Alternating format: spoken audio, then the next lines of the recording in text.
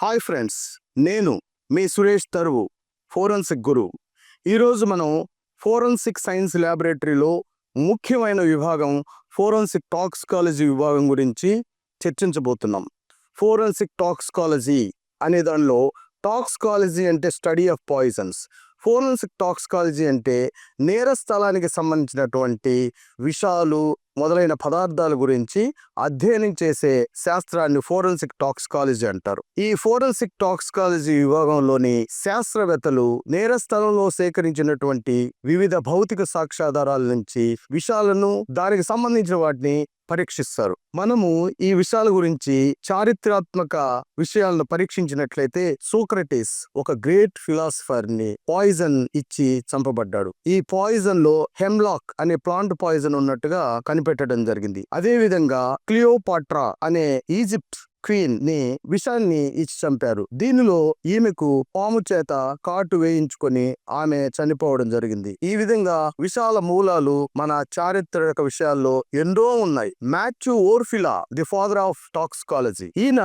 విష పదార్థాలు వాటి యొక్క ప్రభావాలు మనిషిపైన ఏ విధంగా చూపిస్తాయి అని అధ్యయనం చేశాడు. ఈ విష ప్రభావాలని అధ్యయనం చేయడం వలన ఇతన్ని ఫాదర్ ఆఫ్ ఫోరెన్సిక్ టాక్సికాలజీ అని చెప్పడం జరిగింది. ఈ విష పదార్థాలు మనిషికి ఎంత మోతాదులో ఇచ్చినప్పుడు అతను చనిపోతాడు, అంటే minimum lethal dose to kill A person అనే దాన్ని ఈయన అధ్యయనం చేసి వివిధ పదార్థాల యొక్క విష ప్రభావం ఎంత ఉంటుంది అనే ఈయన అధ్యయనానికి ఎన్నో అవార్డులు, రివార్డులు అప్పట్లో ఇవ్వడం జరిగింది. ఈ ఫోరెన్సిక్ టాక్సికాలజీ విభాగానికి ఆద్యుడైన మాథ్యూ ఓర్ఫిలా అనే శాస్త్రవేత్త ప్రతిపాదించిన సిద్ధాంతాలు ఇవన్నీ కూడా మనకు నేరస్థల పరిశోధనలో ఎంతగానో ఉపయోగపడతాయి. మేము నేరస్థలాన్ని సందర్శించినప్పుడు ఉదాహరణకు హత్యలు లేదా అనుమానిత మరణాలు, ఆత్మహత్యలు, ఎక్కడో ఒక చనిపోయిన శవం ఉంటుంది లేదా ఒక చనిపోయిన మనిషి ఉంటాడు, మరణ కారణం తెలియదు. ఇటువంటి విషయాల్లో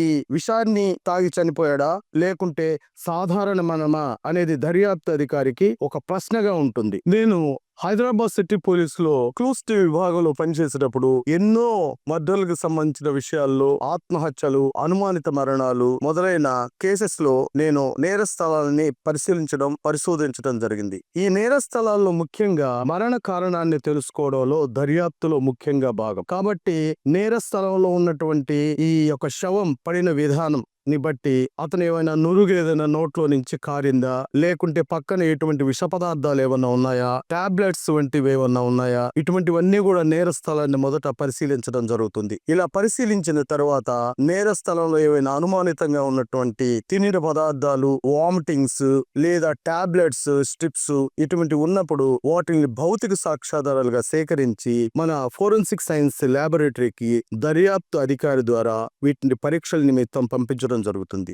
అంతేకాకుండా నేర స్థలంలో మన భౌతిక సాక్ష్యాధారాల పరిశీలన మరియు సేకరణ అనంతరం శవాన్ని పోస్ట్ మార్టం చేసేదానికి దర్యాప్తు అధికారి పంపించడం జరుగుతుంది. ఆ దర్యాప్తు అధికారి పంపించిన శవాన్ని ఫోరెన్సిక్ మెడిసిన్ డాక్టర్ మార్చురీలో ఆ శరీర భాగాలు ఏవైతే ఈ విష ప్రయోగానికి కారణం అని సస్పెక్ట్ చేస్తున్నారో అవన్నీ కూడా పంపించడం జరుగుతుంది. కాబట్టి నేర స్థలంలో ఉన్నటువంటి ఫోరెన్సిక్ అధికారి ఏ అయితే అనుమానాలు వెలుబుచ్చారో దాన్ని బట్టి ఫోరెన్సిక్ మెడిసిన్ డాక్టర్ మార్చురీలో పోస్ట్ మార్టం చేసినప్పుడు ఆ యొక్క విసరల్ ఆర్గాన్స్ ని కలెక్ట్ చేయడం జరుగుతుంది.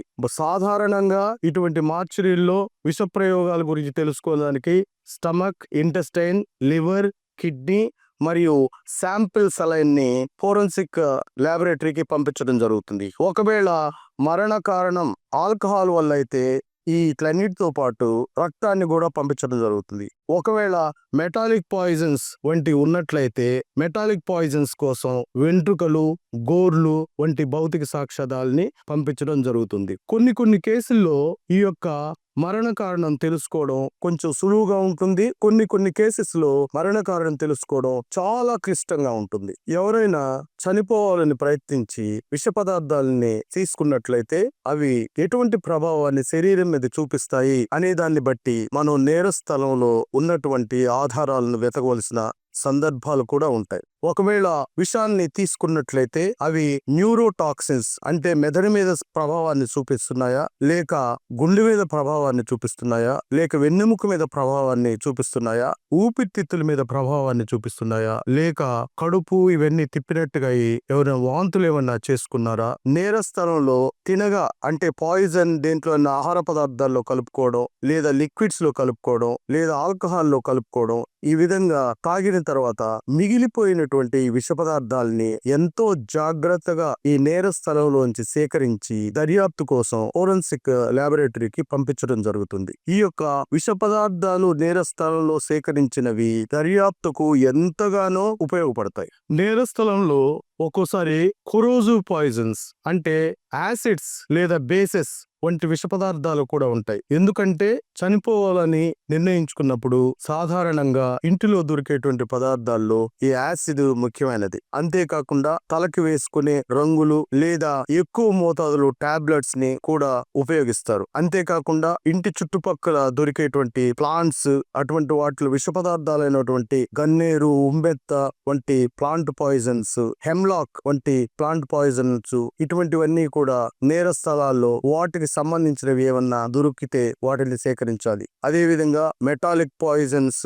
కొన్నిసార్లు గాజు మొదలు వాటిని నూరి ఆ యొక్క గాజు ముక్కలను తింటారు. లేదా పెస్టిసైడ్ పాయిజన్స్ అని క్రిమి సంహారక మందులు ఇటువంటి వాటిని కూడా తాగి ప్రాణాలు తీసుకుంటారు. ఇటువంటి సందర్భాల్లో వాటికి సంబంధించిన ఆధారాలు సేకరించినట్లయితే దర్యాప్తు అధికారి దర్యాప్తుకి ఏ విధంగా చనిపోయారు అనే మరణ కారణం అనేది మనకి తెలిసిపోతుంది. ఈ విష పదార్థాలను సంగ్రహించడం వల్ల అది శరీరం మీద, గుండె మీద, ఊపిరితిత్తుల మీద, నాడీ వ్యవస్థ మీద విపరీతమైన ప్రభావాన్ని చూపిస్తుంది. ఒక్కోసారి కార్బన్ మోనాక్సైడ్ వంటి విష పదార్థాలు, విష వాయువులు ఆ ఆక్సిజన్ తీసుకొని ఇంటేక్ నవి ఆపేస్తాయి. కాబట్టి అక్కడ ఉన్నటువంటి చనిపోయిన వ్యక్తి మీద కనిపించేటువంటి ప్రభావాలను మనము ఎంతో క్షుణ్ణంగా పరిశీలించాల్సిన అవసరం ఉంటుంది.